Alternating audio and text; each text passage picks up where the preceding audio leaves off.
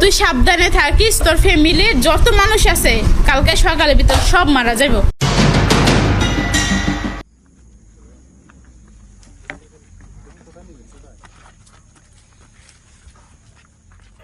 আসসালামু আলাইকুম দর্শক, দেশ দেশের বাইরে থেকে যারা এই মুহূর্তে ভিডিও ওপেন করেছেন সবাইকে অসংখ্য অসংখ্য ধন্যবাদ। দর্শক, প্রথমেই আপনারা দেখেছেন শিরোনাম, এখন দেখবেন বিস্তারিতর প্রথম অংশেই মুরাদনগরে 3 জন মেরে ফেলা হয়েছে, গ্রামবাসী কেউ মাটি দিতে আসলেন না। এদিকে হিটু শেখের মামলা নিয়ে যে প্রতিক্রিয়া শুরু হয়েছে আবার নতুন করে, তা আপনারা বিগত ভিডিওতে পেয়েছেন। তবে হিটু শেখের ফাঁসি কার্যকর কবে কিভাবে হচ্ছে তা পরবর্তী ভিডিওতে আপনারা জানতে পারবেন। এদিকে কুমিল্লার যে ঘটনাটা ঘটেছে, যেখানে দিনের বেলা বলেছে অথবা রাত্রে বলেছে যে সব মারা যাবে পরের দিন, তাই মেরে। তুই সাবধানে থাকিস, তোর ফ্যামিলির যত মানুষ আছে কালকে সকালের ভিতর সব মারা যাবে।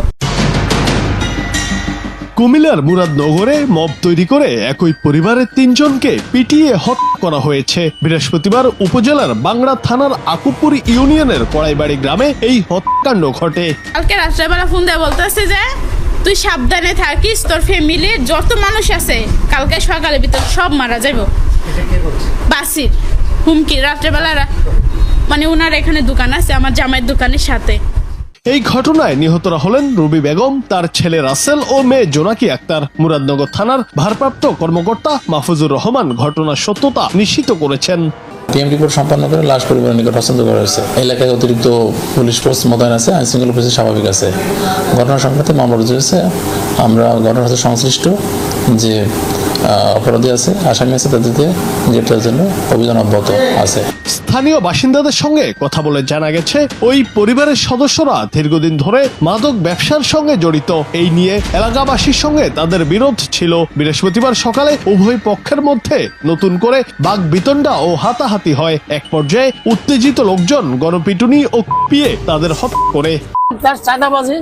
যত আছে চোর ডাকাতি আড্ডা আছে। তোমরা তাড়াতাড়ি বাইরে বলে আর এনে আমি গেট থেকে বাইরে জানালা সাইডে গেছি, তখন আমি নিচে দেখি যে রুবি খেলার লাশ পড়ে রয়েছে। মনে করি আমার প্রশাসনের সহযোগিতা দিন, প্রশাসনের রাতে সপর্দ করেন। আমি যদি দরদাই করি, গ্রামে অসামাজিক কাজ করে আপনার গ্রামবাসী তাদের প্রতিহত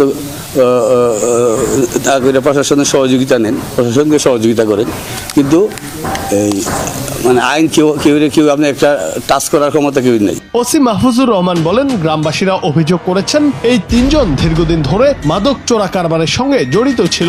স্থানীয়রা তাদের পিটিয়ে হত্যা করেছেন। খবর পেয়ে ঘটনাস্থলে ছুটে যায় পুলিশ। এই সময় 3টি মৃতদেহ পড়ে থাকতে দেখা গেছে। তারা একই পরিবারের সদস্য। আমরা ঘটনা তদন্ত করছি। জুনায়েদ আহমেদ, বাংলা টিভি।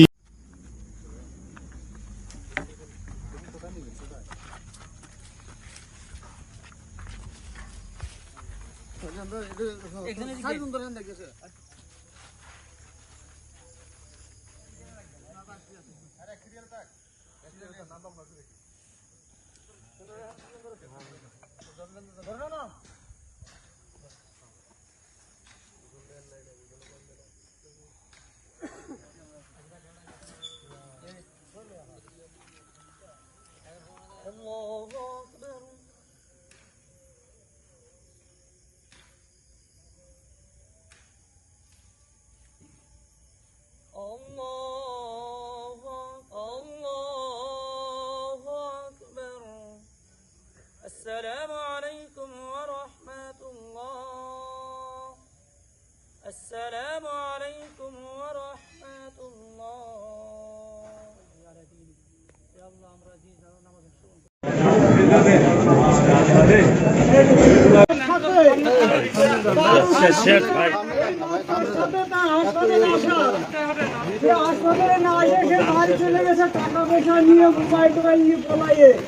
আপনারা আমার বিচার করেন, আপনারা আসল অপরাধীকে আসামি আপনারা পাই যাবেন। আমার বিচারব আসামি আপনারা এই করেন, ভাইরাল করে দেন, কারণ আমাকে।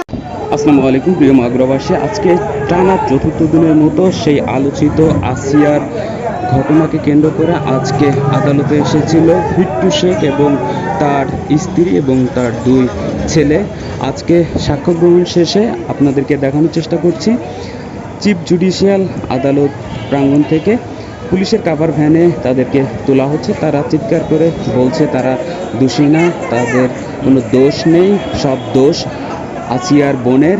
সেই কথাগুলো বলার চেষ্টা করছে। আমরা দেখানোর চেষ্টা করছি হিট্টু শেখ এবং তার পরিবারের সদস্যদেরকে কাভার ভ্যানে করে নিয়ে যাচ্ছে জেলখানার দিকে, সেটার চিত্র আপনাদেরকে দেখানোর চেষ্টা করছি। প্রচুর মানুষ আদালত প্রাঙ্গণে এসেছে হিট্টু শেখকে দেখার জন্য এবং কিছু মানুষ তাদের ব্যক্তিগত কাজে বা বিভিন্ন কেস কাচালির জন্য এখানে উপস্থিত হয়েছে, সেটারই চিত্র আপনাদেরকে দেখানোর চেষ্টা করছি।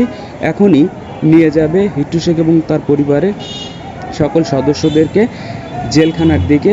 আপনারা অপেক্ষা করুন, দেখতে থাকুন। আমরা শুনতে পেরেছি আবারও রবিবারে হয়তো এনাদের আদালতে আবারও আনা হবে, সেইটাই শুনতে পেরেছি। এই যে নিয়ে যাচ্ছে কাভার ভ্যানে করে হিট্টু শেখ এবং তার পরিবারের সদস্যদেরকে পুলিশের কাভার ভ্যানে। তবে আজকে দেখতে পেলাম যেটা কড়া নিরাপত্তা, প্রচুর পুলিশ এবং ডিবির পুলিশ তাদেরকে একেবারে পুলিশের চাদরে করে তাদেরকে শিশু ও নারী নির্যাতন ট্রাইব্যুনালে নিয়ে যান এবং সেখান থেকে আবার চিফ জুডিশিয়াল আদালত প্রাঙ্গণে নিয়ে আসেন এবং কড়া নিরাপত্তার মধ্য দিয়ে আবারও গাড়িতে তোলেন, কাভার ভ্যানে তোলেন এবং সেখান থেকে আবারও কড়া নিরাপত্তার মধ্য দিয়ে জেলখানার দিকে নিয়ে যাচ্ছে। সেইটারই চিত্র আপনাদেরকে দেখানোর চেষ্টা করছি। প্রিয় উপস্থিতি, প্রিয় মাগুরাবাসী, আপনারা যারা ভিডিওটি দেখছেন অবশ্যই লাইক, কমেন্ট, শেয়ার করে দেবেন এবং আমাদের ইউটিউবে সাবস্ক্রাইব করে দেবেন এবং আমাদের সাথে থাকবেন। ধন্যবাদ। আপনারা সকলেই অবগত আছেন কুমিল্লার মুরাদনগরে ঘটে যাওয়া যে ন্যাক্কারজনক ঘটনা, যে একজন নারীকে বিবস্ত্র করে সেটাকে সোশ্যাল মিডিয়ায় পাবলিশ করে দেওয়া। সেই ঘটনায় রেপিস্ট ধরা পড়লেও যে মব সৃষ্টির যে কারিগর, যে প্রধান উস্কানিদাতা এবং পরিকল্পনাকারী, সে ছিল ধরাছোঁয়ার বাইরেই। এটার একটা রহস্য আমরা উদ্ঘাটন করেছি। আপনাদের বিভিন্ন ইলেকট্রনিক অ্যান্ড প্রিন্ট মিডিয়াতেও এটাতে এসেছে যে এই মব সৃষ্টিকারী যারা, তারা এখনও ধরাছোঁয়ার বাইরে। সে লক্ষ্যে আমরা র্যাব আমাদের কাজ শুরু করি এবং আমাদের গোয়েন্দা তৎপরতা বৃদ্ধি করি এবং তারই প্রেক্ষিতে গতকাল আমরা এই মব সৃষ্টির যে উস্কানিদাতা বা পরিকল্পনাকারী, তাকে আমরা গতকাল অ্যারেস্ট করতে সক্ষম হই। আমি ঘটনার বিস্তারিত বলবো না, এটা আপনারা সকলে অবগত আছেন, বাট যে মব সৃষ্টির পিছনে যে রহস্যটা ছিল সেটাই আমি আপনাদের সামনে তুলে ধরব। এখানে ঘটনাটা ঘটেছিল 2 ভাইয়ের মধ্যে, শাহপরান এবং ফজর আলী যে অলরেডি যে অ্যারেস্টেড, যিনি ধর্ষক। বর্তমান সেই গ্রামটি পুরুষ শূন্য হয়ে গেছে, যেখানে জেলখানায় যাওয়ার ভয়ে অর্থাৎ পুলিশে গ্রেপ্তারের ভয়ে কোনো পুরুষই নেই সেই গ্রামে, শুধু নারীদের আনাগোনা পাওয়া যায়। তবে দুঃখজনক হচ্ছে লাশ মাটি দিতে গ্রামের কেউ আসেন নাই।